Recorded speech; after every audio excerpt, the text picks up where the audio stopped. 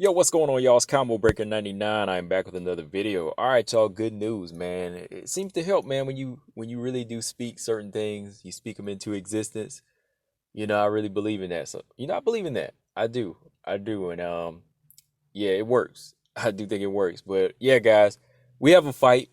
Good news, we have a fight. It's going down. It's going down for UFC 266. Taila Santos is getting her top 10 opponent, and Roxanne Modafferi. As y'all know, this is a fight I've been, bringing up over and over on this channel. When it was first scheduled back in May, I said, look, this is a fight I support. Taila Santos needs this type of opponent. She needs this type of veteran to really showcase her skills and push her to the top. Get her closer to the top, that is.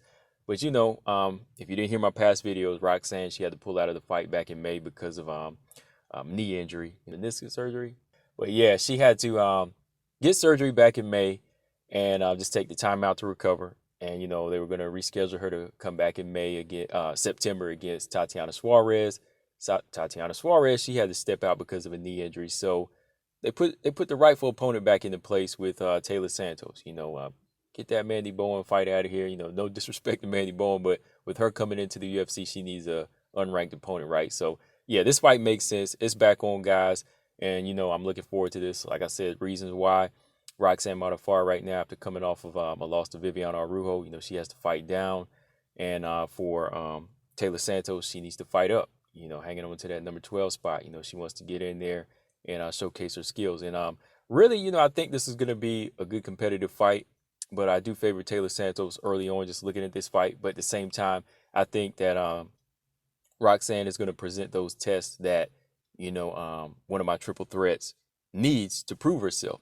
And that's why I'm telling people when I say these fighters that I pick in the flyweight division, the triple threat, when I put the spotlight on these fighters, I'm not, saying that they're ready to be contenders right now. I'm saying that they have the potential to be the next contenders that Valentina Shevchenko could possibly face, or, the next tough fights for Andrade or Chikagan. They still have to get past those gatekeepers, but I think fighters like Taila Santos, they've graduated from the levels they were on, by beating the Molly McCann and beating the Jillian Robertson, right? So they graduated from that level. And no way am I saying Taila Santos is ready for Valentina Shevchenko. She's got to graduate from the Roxanne Modafferi level.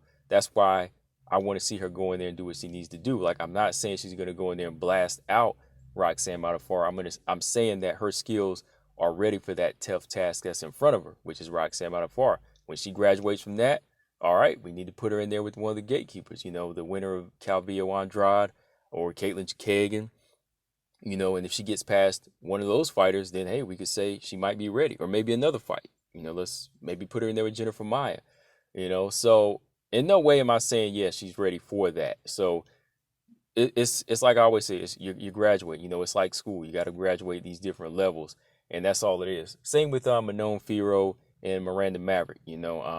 Same with those fighters. That's why whenever Manon Firo on the same night, same card, that's why I'm excited about this one. Same night, same card. If she gets past Mayra Bueno Silva, she's graduated from the unranked positions. So we go on to the next level. You fight somebody from 11 through 13 or 11 through 15, beat that person, get your top 10 opponent. You know what I mean? So that's all it is. That's why I really was pushing for this fight for Taila Santos, because, everybody else was tied up. Calderwood is taking on Grasso. Jennifer Maia, she's just coming off of the fight with Jessica Eye. I don't think Jessica Eye wants this fight with Santos. Caitlin Kagan doesn't want it right now, but she's going to get it whenever Roxanne loses to Taila Santos. If she does, right? She's going to be put in that position to face her. And yeah, so just give her a fight. That's all I was saying.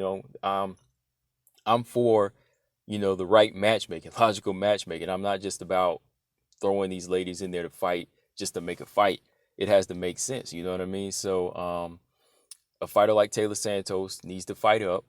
And a fighter like Roxanne Modafferi, after you coming off a loss to a Viviane Araújo, has to fight down. You have to meet in the middle somewhere. So, yeah, I just think that more fights have to be made like this. More smarter choices have to be made. You have to put the right opponents in front of the right prospects and give these fighters their opportunities. That's what it's all about to me, And I think that Taila Santos, young fighter, hungry fighter, in the flyweight division, very physical, strong, working on her stand-up, has a very good ground game.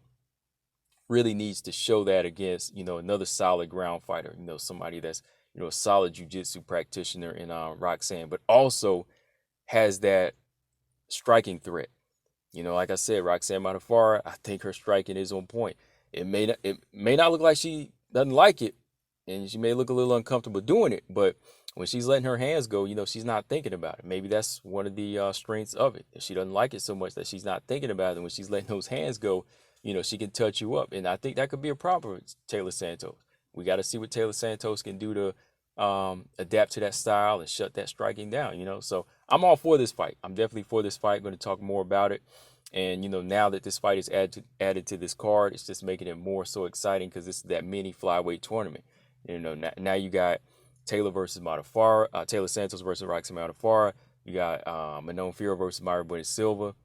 You got Cynthia Calvillo versus Jessica Andrade. And, of course, you got Valentina Shevchenko making her title defense against Lauren Murphy. So this is big, man. It's big for the flyweight division. I mean, got to give it up for the flyweights.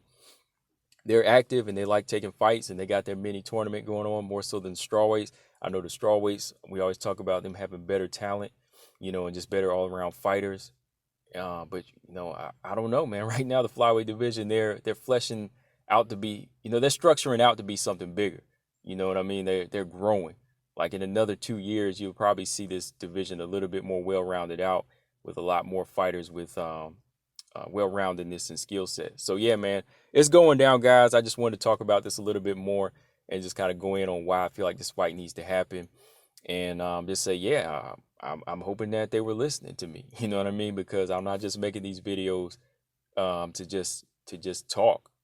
Just kind of giving my ideas at the same time, my thoughts on how matchmaking should be done. You know what I mean? It's time for these prospects to have their skills tested. You know what I mean? That's what it's all about. So yeah, guys, let me know what y'all think of this fight. It's going down. Fingers crossed. Prayers. Everybody pray that none of these flyweight fights are canceled. Fingers crossed, guys. Combo Breaker 99. I'm out. Subscribe. Peace.